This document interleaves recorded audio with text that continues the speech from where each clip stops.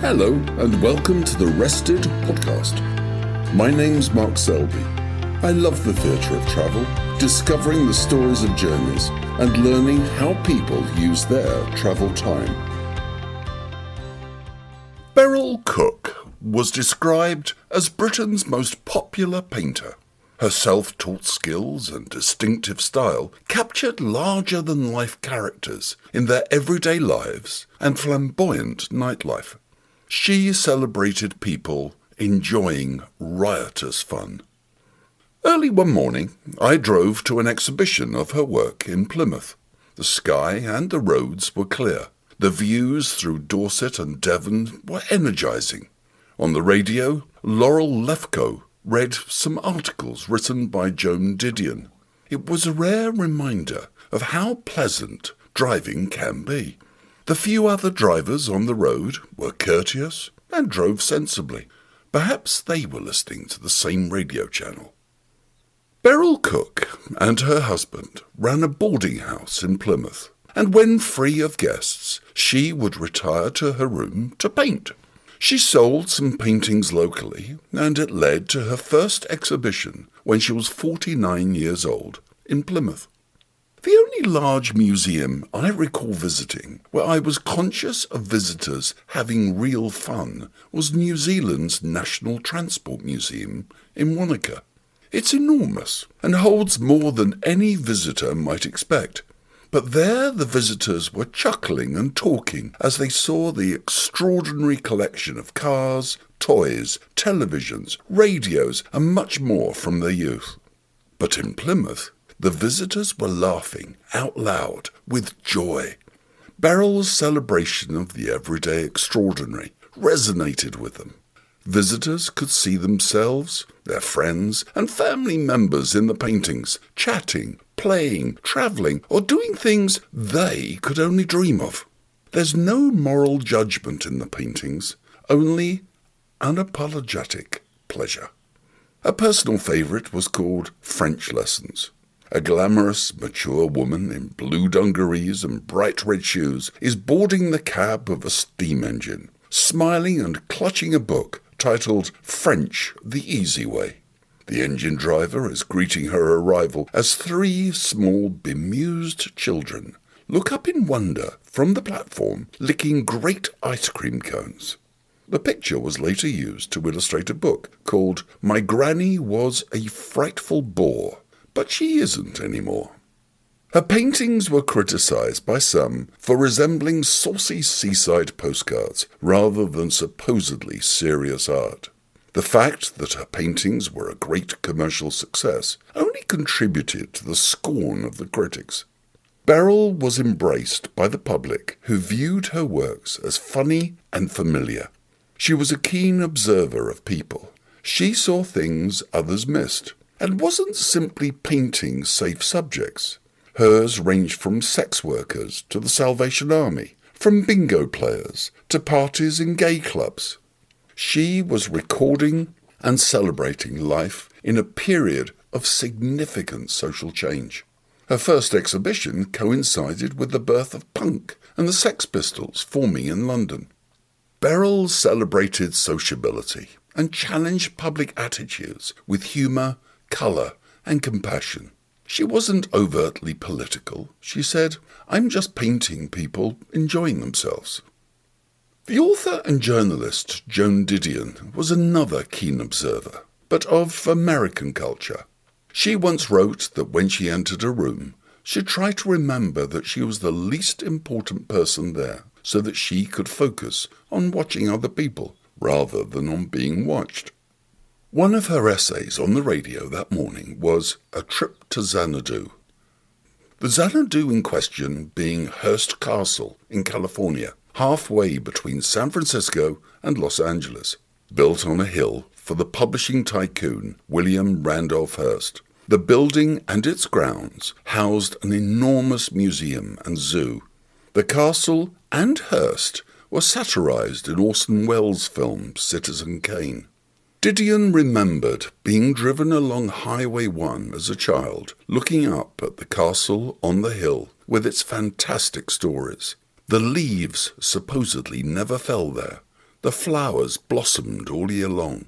500,000 gallons of water glittered in the great pools, and zebras and antelope wandered the golden grounds. Years later, Didion visited the castle with her young niece. The girl from Connecticut had never heard of the castle, but did enjoy the visit.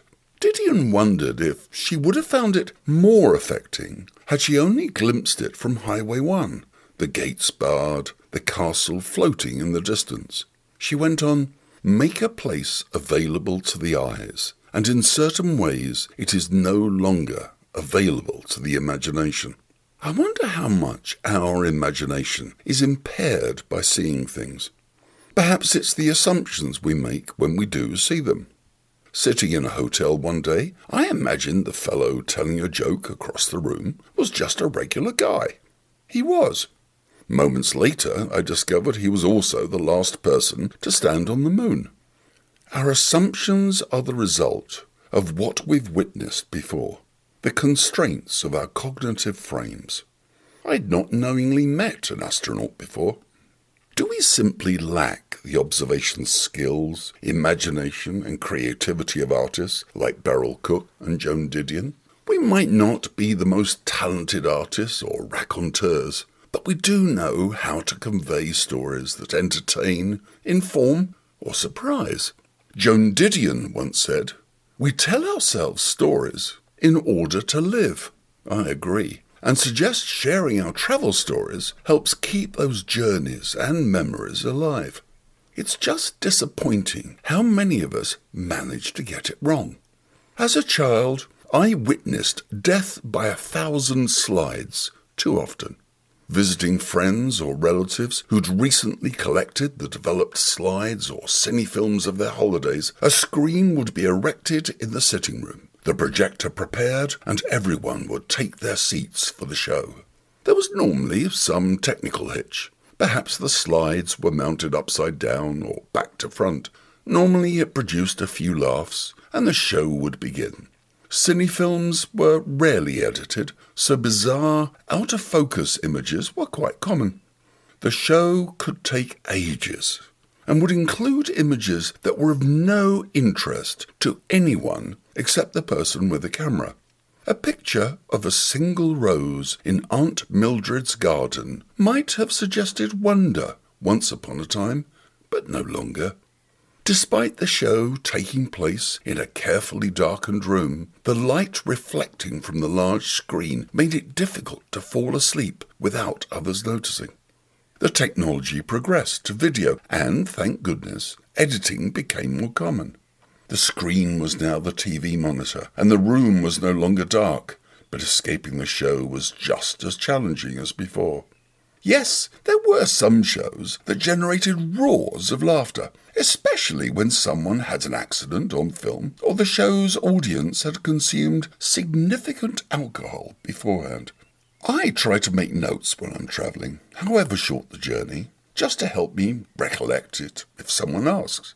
It's funny going back through my notebooks and reminding myself of people I saw, their clothes, their way of walking, or whatever. The best notes are those where I've overheard parts of a conversation and later imagined what I had missed. For me, the saddest tales I hear travellers tell are like shopping lists, detailing distances covered and places passed with no apparent appreciation of what they saw. If I was keen to gather endurance records, they might be of interest, but normally I just respond with a glazed look, feigning interest. It's always tempting to respond with a flippant questions such as, "Where did you eat the best cheese sandwich on that trip?" It's so much better to share what surprised us, the people we met, what we saw, heard, tasted, or smelt on our travels. We can share what we observe and experience. We might trigger laughter, tears, or thought, but we're kindling the imagination of others. Of course, the desire to travel might be stronger than our ability to undertake it. Thankfully, while truth can be stranger than fiction, our imagination and others' stories can take us anywhere. Just as the pictures are better on the radio, reality often struggles to match our imagination. and the journey and destinations we imagine will be unique to us. If you'd like to visit a small coastal village in Wales today without disturbing your routine, just listen to Richard Burton read the opening monologue of Under Milk Wood by Dylan Thomas. I wonder how different your Llareggub will be from mine. Visiting an exhibition such as Beryl's or reading Didion's essays can motivate us to look more closely at what's happening around us, what we experience on our travels. If we lack the talents of artists and authors when sharing our stories, I've found people are far more interested in the mistakes, accidents, and blunders that befall me than anything else. That's fortunate, as they happen regularly and do generate more interest than that rose in Aunt Mildred's garden. We share our stories to live. I hope our listeners are inspired to share theirs too.